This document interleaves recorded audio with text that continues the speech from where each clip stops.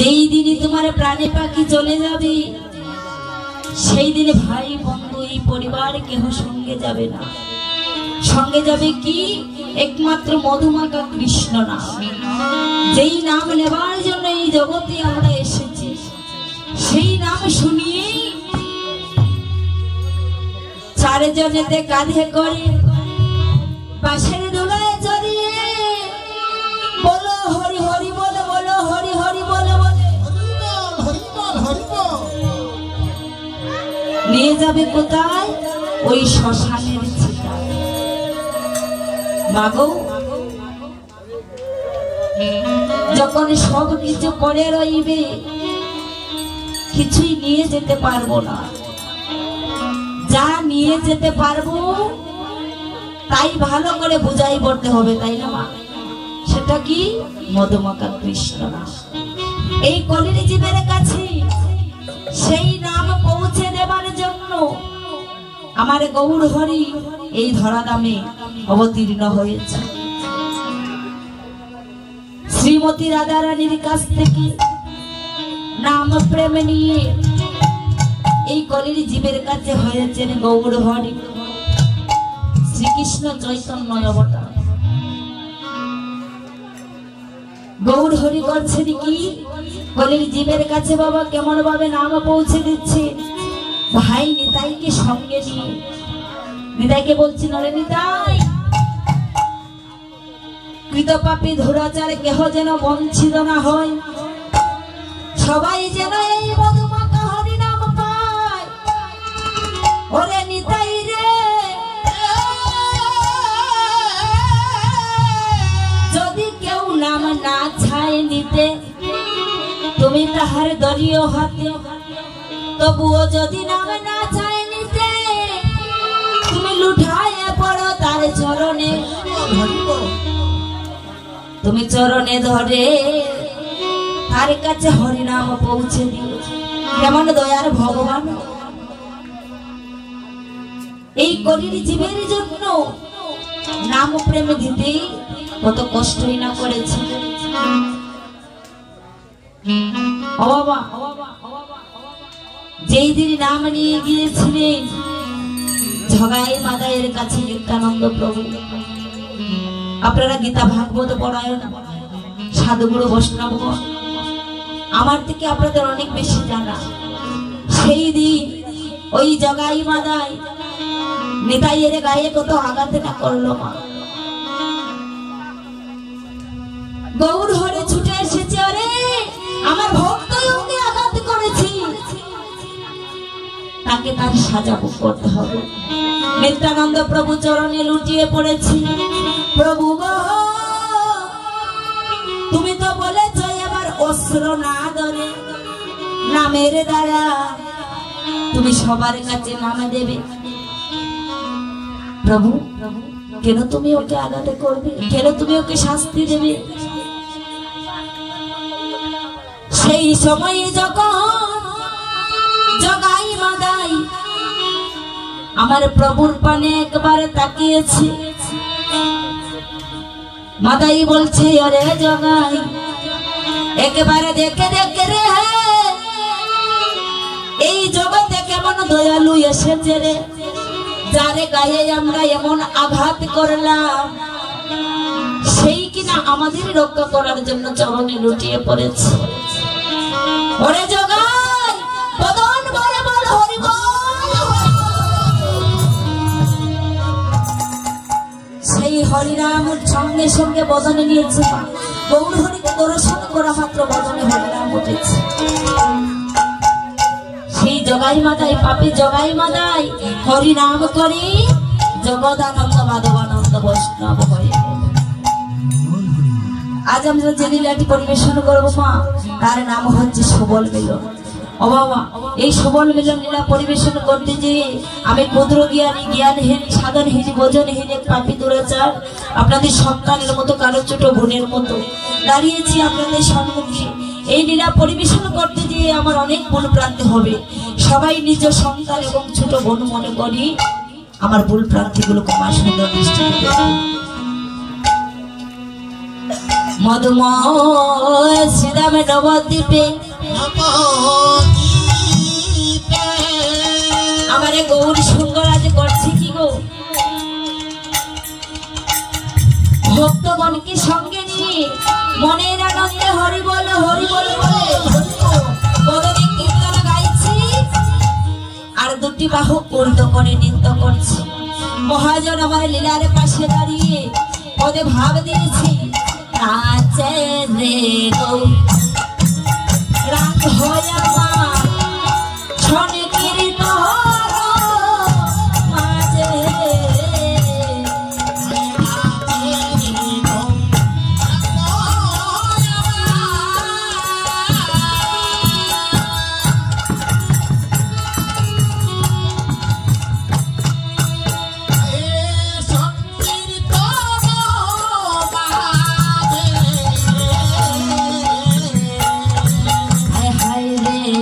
শুতে ফুলের মালা গৌর গৌরী সাজে শুতে ফুলের মালা গৌর গৌরী সাজে আজ শন কীর্তন মাঝে গৌরাঙ্গ নাচে, আজ সংকীর্তন মাঝে গৌরাঙ্গ নাচে, আজ শন কীর্তন মাঝে গৌরাঙ্গ নাচে, আজ সংকীর্তন মাঝে গৌরাঙ্গ নাচে, জীবের সংকীর্ণতা দূর করিতে সংকীর্তন মাঝে গৌরাঙ্গ নাচে, জীবের সংকীর্ণতা দূর করিতে সংকীর্তন মাঝে গৌরাঙ্গ নাচে, সংকীর্তন মাঝে গৌরাঙ্গ নাচে, সংকীর্তন মাঝে গৌরাঙ্গ নাচে, সংকীর্তন মাঝে গৌরাঙ্গ নাচে, সংকীর্তন মাঝে গৌরাঙ্গ নাচে, সংকীর্ণতা দূর করিতে হরি বল মাঝে গৌরাঙ্গ নাচে, সংকীর্ণতা দূর করিতে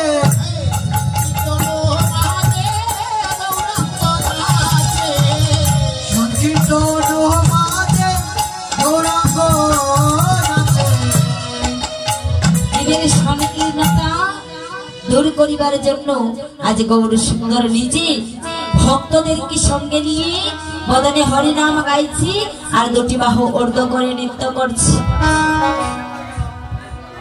ওমা তো মহাজনে বলছেন কি, নাচে রে গৌরাঙ্গ আমার সংকীর্তন মাঝে দুশুতি ফুলের মালা আজ গৌর বলে সাজে।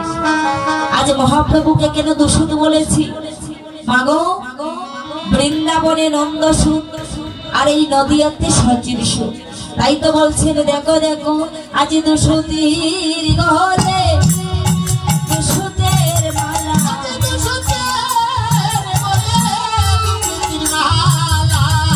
আজ দুশুতের গলে ওরে দুশুতের মালা, দুশুতের মালা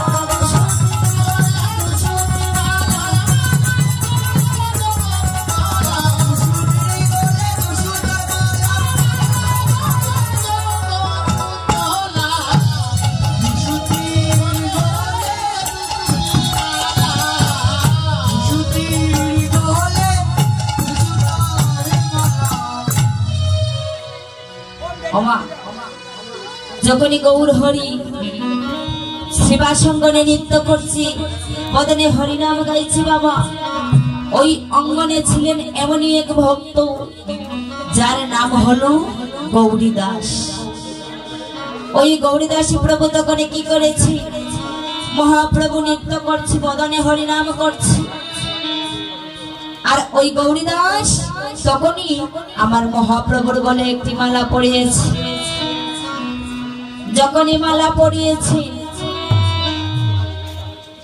ওই মালা দর্শন করে আজ গৌর সুন্দর নয়ন জলে বক্ষ বেসে যাচ্ছে। কেন?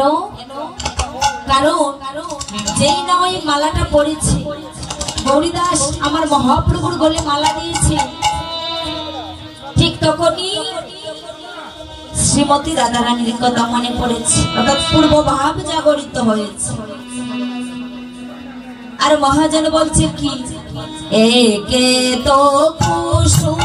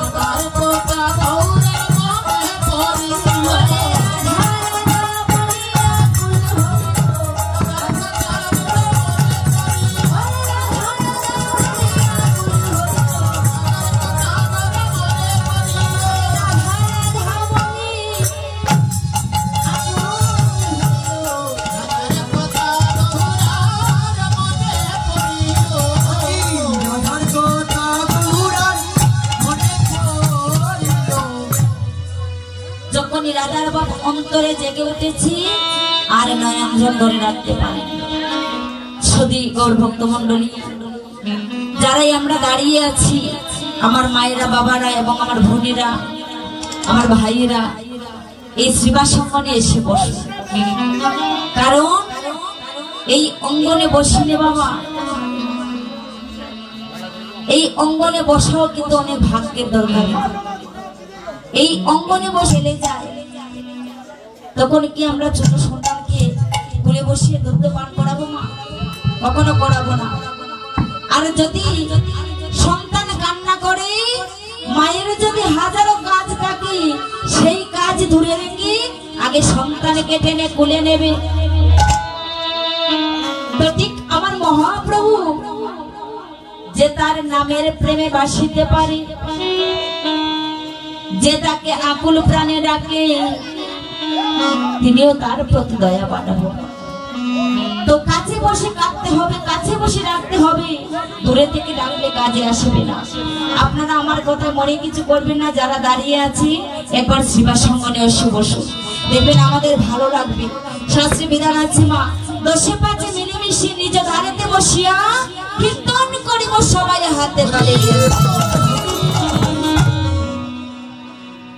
আজ গৌরী সুন্দর জগৎ নয়নে জলে বক্ষ ভাসিয়ে কাঁদছে। গৌরী সুন্দরের কান্না দেখি গৌরী দাস মনে মনে ভাবছে, কিরে আমার মহাপ্রভুর গলায় একটা মালা দিলাম, আর মহাপ্রভু আজ নয়নে জলে বক্ষ ভাসিয়ে কাঁদছে কেন? ভক্তদের নিয়ে কীর্তন করছি আর নয়নে ঝরঝর করে জল ঝরছে। আরে মহাপ্রভু গৌরী দাসের বদন পানে তাকিয়ে আছে। ওরে গৌরী দাস রে,